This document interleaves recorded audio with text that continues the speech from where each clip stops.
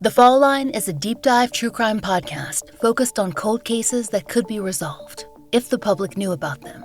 You'll hear about missing people whose families have been searching for decades, John and Jane Doe cases from across the country in desperate need of public attention, unsolved serial homicides like the Atlanta Lovers Lane murders that never made the national news. The Fall Line digs deep, interviewing the families, law enforcement, and experts closest to the crimes to bring you cases you've never heard of and explore what can be done today to solve them. Find The Fall Line wherever you listen to podcasts. This is Gala Avery reporting to you from inside the Video Archive Cinema Club, the 20-seat secret cinema located within the Vista. Today I am joined by Video Archive Cinema Club manager Matt Landsman to chat about the calendar for the week of Monday, November 11th. Hey, Matt. Welcome back, Gala. Thank you so much. It's 11/11 today. Let's get on into the movies for the week of November 11th. Starting us off on Tuesday, the 12th of November at 2 p.m., we have 1946's The Stranger. Last week we mentioned Robin Hood, which almost had Orson Welles starring in it as Friar Tuck.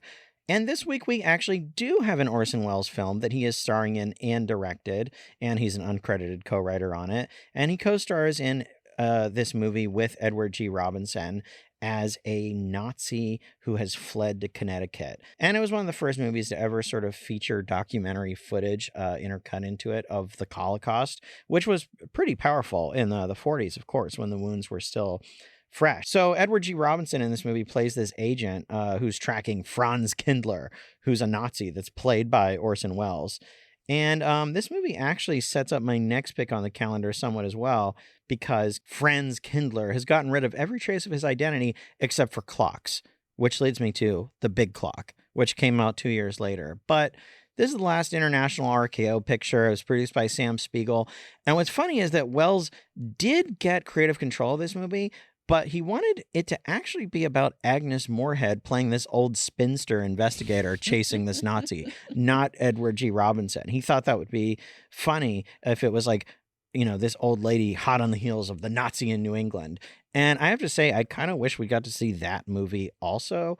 But this was actually Welles' only box office smash hit when it came out. Of course, we love Citizen Kane and many of his other films, Magnificent Ambersons, etc., Lady in Shanghai. I don't need to name them all, but this one was the one that found its audience right away, as opposed to being critically sort of reclaimed slightly after its release. And it's funny, too, because it's a programmer. It's still really good, and it's still got an Oscar nomination for screenwriting for Welles and John Huston, who at one point was actually going to direct it. But I think it's considered less of a prestige picture for Welles, or he considered it that himself. And it's really good. It's sort of an espionage thriller. There's mild elements of humor. It definitely fits into that noir era of filmmaking. And like I said, it's sort of historically contextualized by being right out of World War II. So I really thought this one was great, and I'd been wanting to play it for a while. So I was happy that, you know, when we were picking stuff exclusively from the 30s and 40s, I was able to get this one on there. I also just love Orson Welles. I got to play F for Fake a couple months ago, and I love just spotlighting all of his underseen gems. I would love to play Chimes at Midnight someday, because I think he's great in that too. So as the calendar says, this is going to be playing on VHS. And Matt, is this the tape that you guys are actually going to be playing? Yes, Gala's holding the tape. I am holding the tape for The Stranger, and it's actually mastered from a 35mm composite safety fine grain print. And just for funsies, I'm going to read the back of the box. The Stranger, Orson Welles, Loretta Young, Edward G. Robinson, 95 minutes, black and white. Orson Welles accepted the challenge to direct the under-budgeted film noir The Stranger in a futile attempt to re-establish his Hollywood career. For reasons unrelated to the success of the film, Welles' personal rehabilitation didn't work out. But The Stranger remains as a masterful example of his great talents both in front and behind the camera. The Stranger is, in its own way, a dark, post-war horror story about an evil Nazi who has escaped to small-town America, established a new identity, and even married the daughter of a U.S. Supreme Court justice. Stalked by a famous Nazi hunter portrayed by Edward G. Robinson, Welles begins to crack and finally comes apart in an exciting, terrifying climax staged high above on the town clock tower. Produced by Sam Spiegel under the humorous acronym SP Eagle. Released by RKO Radio Pictures in 1946. And this is a Diamond DEC, so Diamond Entertainment Corporation tape. Let's move on now to our 16mm screening of the week on Wednesday the 13th at 2 p.m. It's 20th Century from the year 1934. So this one looks great, and I can say that because I tested the print myself.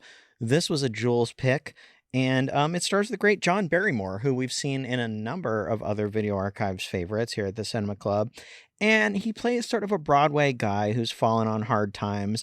And he goes to this woman who's a Hollywood diva, played by the great Carole Lombard, to sort of leech off of her and resurrect his career. And it's interesting because this is actually a Howard Hawks movie, but it's quite different from the other Howard Hawks movies that we're used to.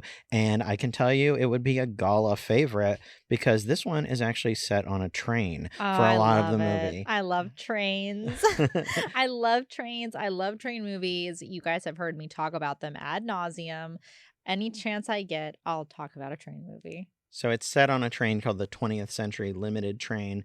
And what's also interesting about this movie is that it reuses some music from Frank Capra's It Happened One Night. And it's sort of a prototype of like slapstick screwball comedy. It's lots of fun. It was based on a play called Napoleon of Broadway. And Preston Sturges was actually hired to write this script initially before he was, I think, taken off the project. But it's a really good portrait of this era. I love that we're showing more prints from the 30s like this one in Dishonored. And again, it has some great humor in this movie. John Barrymore is great in it. And I had a lot of fun watching it in the Video Archive Cinema Club in advance of us playing it to sort of make sure that the 16mm print was good to run. And that's something that we always do to try to ensure quality. I'm super excited. I love that you guys show 16mm along with VHS. It's just exciting because there are so many different formats and you can come into the Cinema Club and you can experience movies in all sorts of different ways. Let's move on now to Thursday, the 14th of November at 7 p.m. We have Yasujiro Ozu's Late Spring. Okay, so this one is directed by the great Ozu. And if you haven't seen any of his films, I really like Good Morning.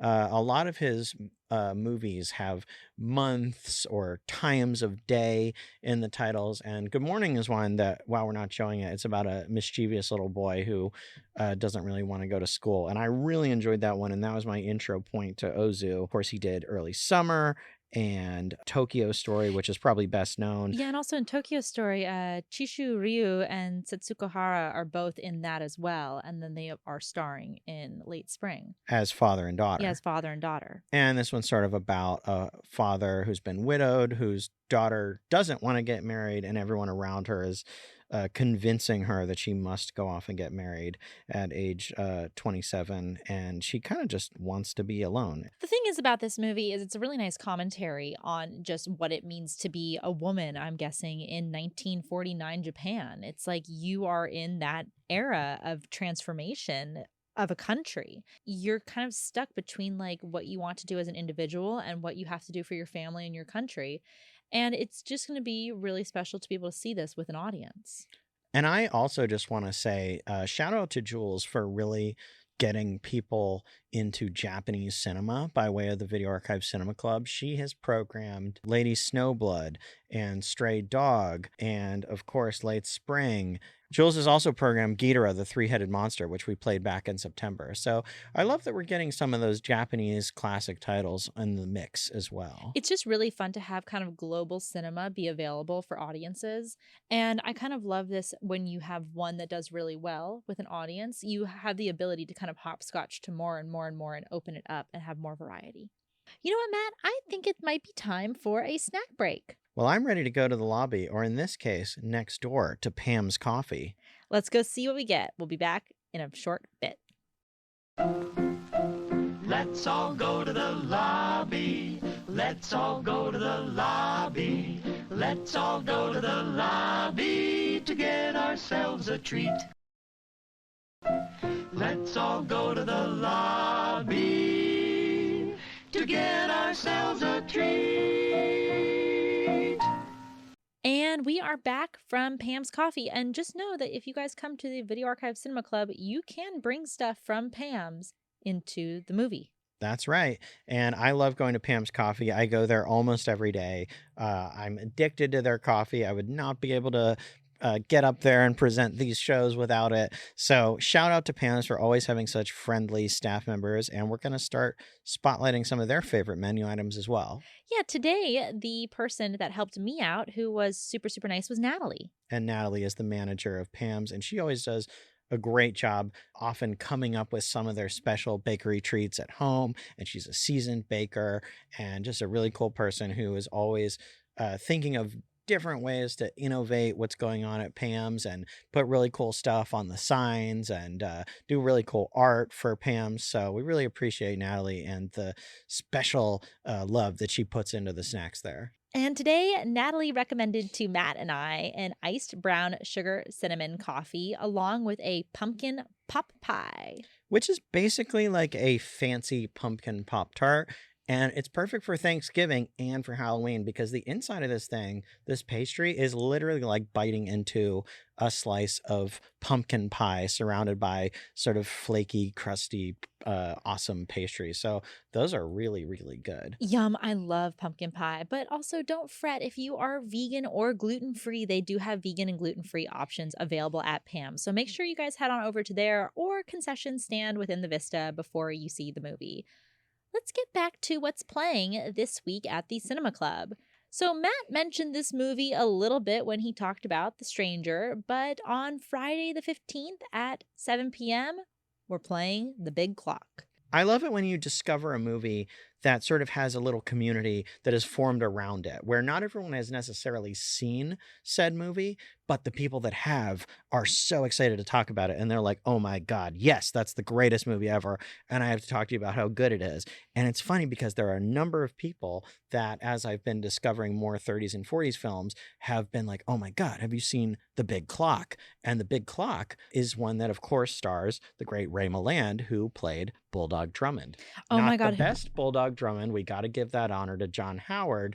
However, he did play Bulldog Drummond, and this is one of the great noir thrillers. It was done by John Farrow, who did The Saint Strikes Back and Wake Island and 50 other movies, and Charles Laughton, who, of course, was in The Private Life of Henry VIII and Hunchback of Notre Dame. And, of course, he was married to Elsa Lanchester, who's also in this movie. We showed The Night of the Hunter last month to great success. It was probably the best screening of October, all things considered. Played really well. Charles Laughton directed that one. And The Big Clock is a movie about a magazine tycoon who commits a murder, pins it on an innocent man, and then tries to solve the murder himself. So there's a lot of humor, there's a lot of intrigue. It's sort of a noir thriller, and it's just one of the great, like, underseen movies of that era. And it takes place in New York in a big clock, which is sort of like the New York equivalent of Big Ben. That might be your equivalent to my thing about trains I'm now. into clocks. Or clocks. You're into clocks. Yeah, it's funny. I loved Peter Pan growing up, and we're Yeah. going to show the silent Peter Pan in this month as well. And I always was kind of fascinated with like how the crocodile that's With the ticking after clock, yeah. Captain Hook eats a clock in that movie, and that's how Captain Hook knows that it's coming after him. One thing I think also is interesting is another title you guys are going to be showing later is Sullivan's Travels. And Ray Milland is actually uncredited in that movie. He plays a near collision man in Sullivan Travels. So I think it's just kind of like a cool little tidbit to connect things together. Sullivan's Travels is awesome. And I think that's next week. Yeah, it's next week. So we'll be talking more about that on the next episode, Friday the 15th at 7 p.m., The Big Clock. And you can join the club of people that have seen this movie and love it, because I guarantee you're going to love this one. Friday the 15th at midnight, we have a Video Archives podcast favorite from 1972, The Fast Kill, directed by Lindsay Shontiff. Having successfully set up and accomplished a diamond robbery, a whole gang is killed through a chain of double-crossing and vengeance, starring Tom Adams, Michael Culver, and Peter Halliday. So you guys might remember this from season 1, episode 20. It was paired with Buster and Billy and Baxter. This was the third on our triple billing, and this was the movie that my dad was like, this is the most me movie that I never made, because it does have like a lot of Killing Zoe elements in it. As Matt mentioned, this is directed by Lindsay Shantef. He's best known for his espionage Bond takeoff films, such as Number One of the Secret Service, License to Kill, License to Love and Kill, Spy Story, and Number One Gun. But he did all sorts of genres of movies, including horror, troubled youth, erotic thrillers, martial arts, and this is kind of his first like crime gone wrong film, which is one of my favorite subgenres. This film was picked up by AIP, and actually it was the lower half of a double bill with another Video Archives favorite, Hennessy. The thing about The Fast Kill, which is playing on VHS, right? And it's playing on the Video Gems VHS, I'm assuming? Yes, it is the one that was featured on the podcast. It is that giant big box. I think I tracked that big box down. I tracked both copies of this down for us for the podcast. And man, those Video Gem big boxes, Quentin, if you're listening, you know how I feel about those. They are magnificent to look at and take pictures of. And I love how there is a little display when you enter into the cinema club of the tapes that are being shown. And anytime there's like any art or like any kind of other thing of interest, like a record, etc., it's on display. So if you want to take a picture of it when you come in here to see the movie, kind of as like a memento or a memory of your time here at the club, you are more than welcome to. And sometimes even fans of movies bring in their own stuff and put it on display. Yeah, and another thing that I don't even think you've seen in person yet is sometimes if we have other cool stuff like lobby cards and promotional photos and, like black and white stills and stuff like that, I actually have this foam core artboard with an easel that I'll put up in the corner next to the stage where there's just sort of like an additional little display that we can do of like paper that's associated with the movie that goes beyond stuff that we can stand up on the counter. We really try to give people as much sort of fanfare as we can associated with every movie. The Fast Kill is a movie that you should watch, especially if you love heist films. It has a really interesting mechanic when it comes to the heist where it is like literally timed, and the time that they take in the movie is basically the time on screen, and you don't always see that in a film. You feel the rope of this movie tightening and tightening, and as Matt mentioned in the blurb, all of the double crosses, they're like double crosses, triple crosses, quadruple crosses. The crosses never end. If you want to hear Quentin, Roger, and myself talk about this movie, head on over to the Video Archives podcast. It is season 1, episode 20. Now let's check out what's playing Saturday the 16th at 7 p.m. We have a silent film. It is 1920's The Mark of Zorro. I programmed this one after I was sort of inspired by seeing that Quentin had programmed Peter Pan from the silent era and Beau Geste as well. And I just thought it would be cool to showcase more films from that era. It's the first film that was made by United Artists, which was the company that was formed by Douglas Fairbanks, Mary Pickford, Charlie Chaplin, and D.W. Griffith. And this is the original classic swashbuckler, the first time that story was ever adapted to film, the 1919 story, The Curse of Capistrano. Of course, it has Douglas Fairbanks as the original Don Diego Vega, the son of a wealthy ranchero, Don Alejandro Vega, who becomes the swashbuckler and the hero to the poor, Zorro, Senor Zorro, in this movie. So this movie has been remade a number of times, once in 1940 with Tyrone Power, and in 1974 with Frank Langella, and of course there's the 1975 version of Zorro with the great Alain Delon. But I really wanted to showcase this silent version first, which is the original Zorro with the great Douglas Fairbanks. It's a lot of fun, and of course you'll see the dialogue by way of title cards that come up on the screen, which is pretty interesting as well for audience members that aren't conditioned to watch movies that way. And I hope people like seeing movies that way this month, because that would allow us to open up a lot more films from like the pre-talkies silent era as well. This movie had an amazing cultural impact. It was a big hit of its time. It's considered culturally and historically significant.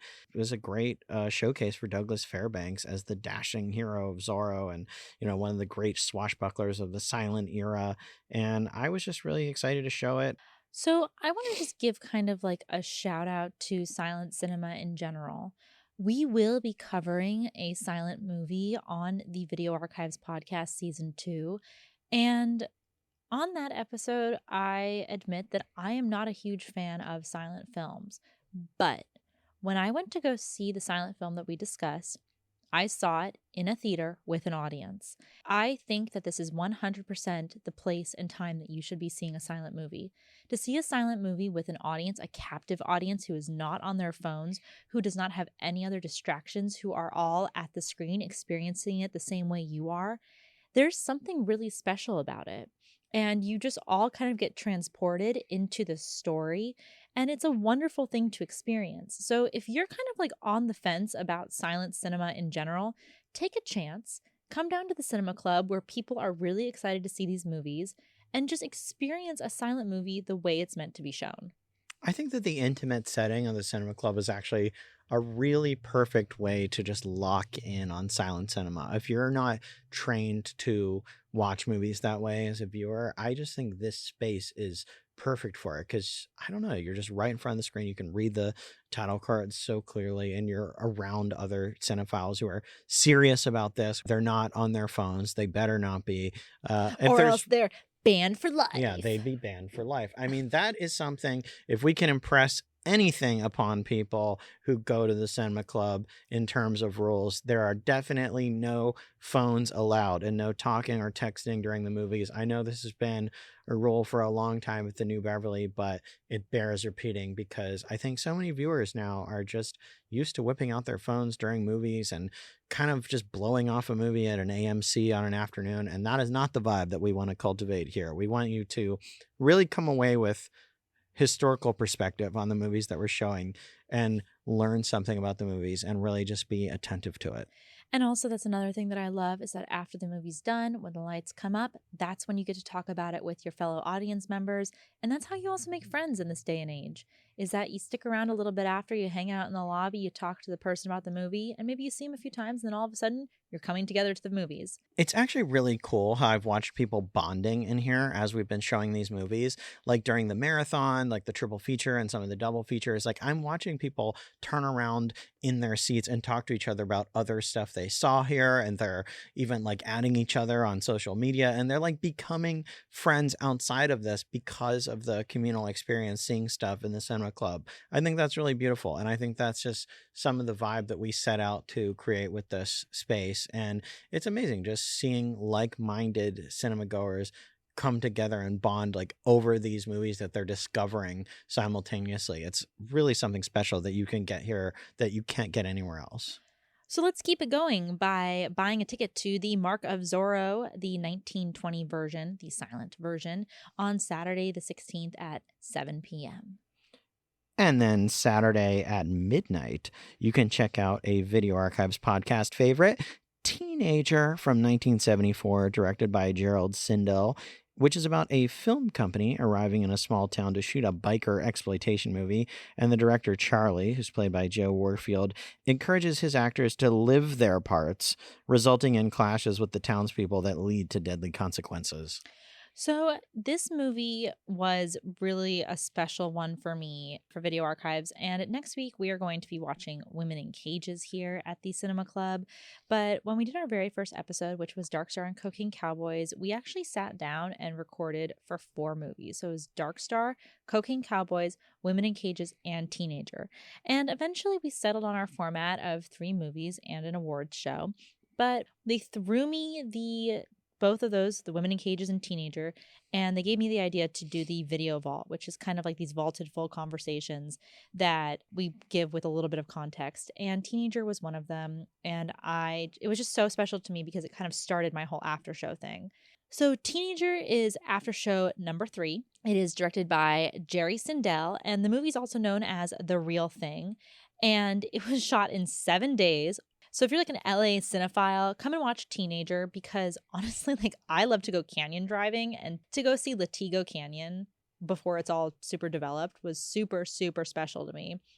Everything besides the motorcycle stuff is all one camera setups, and it's kind of like this young director is going into a small town, and his movie has like a bunch of bikers in it. And as Matt mentioned in the blurb, they're all like, let's live this kind of role that we're doing. Thing though that you should be looking for when you're watching this movie is Susan Bernard, who you guys all may know from movies like Faster Pussycat Kill Kill and also her time in General Hospital. If you want to hear Quentin and Roger talk about this movie more in depth, Teenager is discussed on Season 1, Episode 3's After Show.